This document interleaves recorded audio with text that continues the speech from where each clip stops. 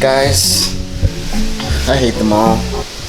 The reality of things is that sometimes in relationships you gotta do things that you don't wanna do, but the other person does. And for us, that's basically the mall.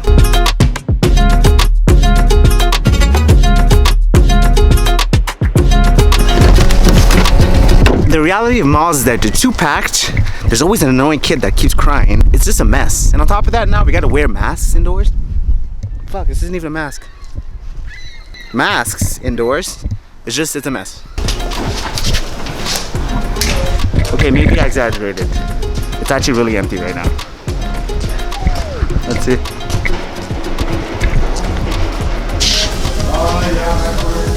Run today, you know? Stop. Purchasing things? So we always come into Lululemon and she always spends money, but she never admits she's gonna do it, ever.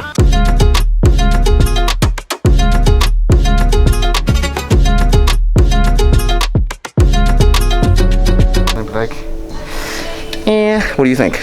Alright guys, so before we go home, we're gonna stop at a spot. Everyone keeps talking about it, even on TikTok.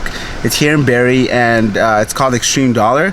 You basically pay, what is it, like $1? $10? You pay like $10 and then you get like a mystery box from somebody that's lost something on Amazon. So you get something random.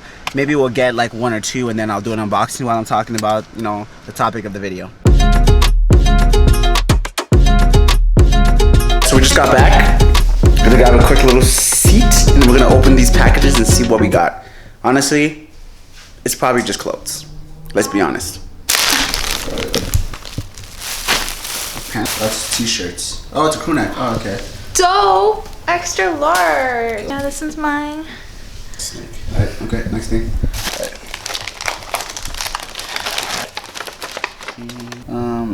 Folding drying rack. Knife, tool sharpener. What the fuck is this shit? What the hell is this? What is it?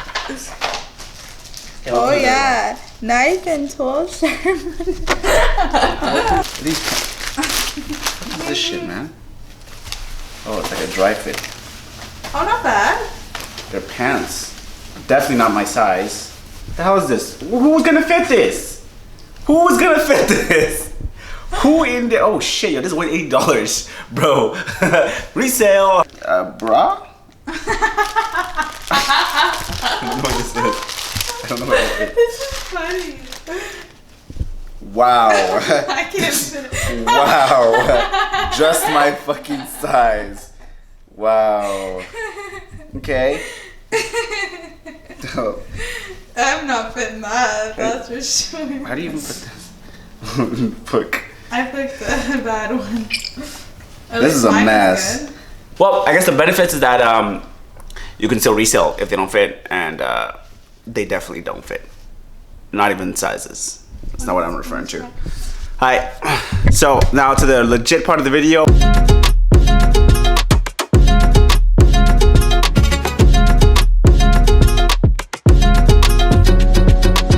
Alright guys, so last week I posted a video of basically a clip from the previous video that I posted last Monday, and I got some really positive feedback from everybody loving the set. And guys, also, if you're not following me on Instagram, make sure to do that. It's Eddie_Mockbach. It's tagged below. I post different content there that's, you know, specific just for Instagram as well as here. If you guys are interested in that, make sure to do so. But yeah, I posted on there and I got some really positive feedback on the set design, the new set design that you guys see behind you. And I thought it'd be a good idea for me to show you guys how I do it, because it's always important to share the wealth. Don't be greedy, share that. So before we do anything, guys, the best way you guys can show your support is to subscribe. Subscribe, that's right, subscribe, press the button now. Yeah, so subscribe, turn your post notifications on to know when I post. I often post on Mondays around 5 p.m. or a little bit later. If I don't post at that time, it's probably because something's going crazy. I work full time, so sometimes things do happen and things can be crazy, but I'm pretty consistent. This channel is specifically made for creators, and it holds content for creators as well as people looking to try new activities and get out of the comfort zone. So if you're interested in that, the button's right there, show some love. But yeah, I went and I posted that First of all, the most important part about, I would say, about a backdrop is to have a solid back. So in this one in particular, I went out and I bought a paper backdrop, like a seamless backdrop, because it's just so much easier to deal with. I don't have to iron it like cloth backdrops. This one in particular is a Savage.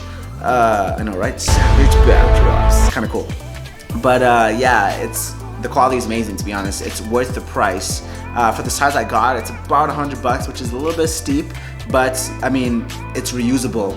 You can roll it back up, you know, you can put it down. It serves multiple different functions. But on top of that, the issue with that is that if you don't have the space to store it, I wouldn't necessarily recommend it, just because it's pretty long. At least the size that I have is pretty long. You just need like a long corridor, a long closet, a long something to put it up if you don't have the intentions of hanging up on your wall.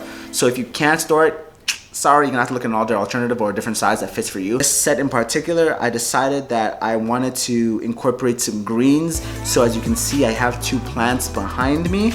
And of course, to cause separation between you and the background, you should always have some kind of accent light. With this light in particular, it's just a ring light, but the color that I picked is specifically picked to cause, you know, the greens from the plants as well as the black to kind of pop each other, complement each other, just to make the video just a tad bit better and cause a little bit more separation and depth. But yeah, to the side, to this side of me, I have the Godox SL60W, which is a really great studio light. If you're looking for it, it's amazing, worth the price. And on top of it, I have a little light dome on it with a diffusion right on there. I also have a honeycomb grid just to lighten up the light that's being distributed. So I mean, I have the diffuser and the honeycomb to do that, which is great because, you know, it just softens the tones and just makes the light less harsh. If you notice, if you just use it without, the light is so much harsher, which can be used for specific things, and it is useful in different situations. But when it comes to an interview or simple videos like this, I would recommend getting the light box as well as the honeycomb, just because, you know, you want to be smooth. So yeah, so I have that to the side. It also acts as my main light. I would go into that, but again, follow me on Instagram because I have a little video explaining the proper lighting for your videos. And if you are following me on Instagram, you guys know, shout out to you guys and your support. Basically, you want a main light source. And in my case, I have a pretty large one. So with all that together, combined, I have a pretty simple set. I set it up here in my living room. And I mean, you guys probably wouldn't be able to tell if I didn't tell you that, which is a really key part about making sets. Right now in particular, I have 3 sets. If you guys have been keeping up with my videos, you would notice that one set is probably inside of my office space facing the computer or facing away from the computer, where you always see some kind of light causes separation between me and the back, which is really, really, really important. The next set that I do have is in the corner where I have my neon sign, which is the rainbow, the colorful rainbow. In the back, causing separation between me and the corner. Then I'll have some kind of green to the side just to cause that separation, like I said before, and add a little bit of accent. Very often in some YouTube channels, you'll see people hang like lights. And the thing is that with that is that the more lights you add behind you, the more chances you have of creating bokeh, which most of you guys want. Bokeh being that like blurry background that you guys see in all your videos that you guys do like to see. You can add little things like that. And you guys probably don't think this is as important, but I bet you any main YouTuber you use, Peter McKinnon, Danny Gewurz, what's another, I think even Casey Neistat would probably follow through with this. It's a set behind and they implement these little things. Some of them are really slick about it and you don't really notice it because they don't actually want you to notice it, but it's always there. They're always positioning the camera or setting the camera up in specific ways to reflect these practices. And they're super important for any creator, and it's a great way for you guys to level up on your video because that's what you always should be aiming for. Alright guys, so I want to start setting goals for ourselves. So let's say for this video, let's hit 150 views and like 10 likes, which is extremely doable. I haven't said this in a while, but don't forget to adventure more, worry less, because life is too short. Peace.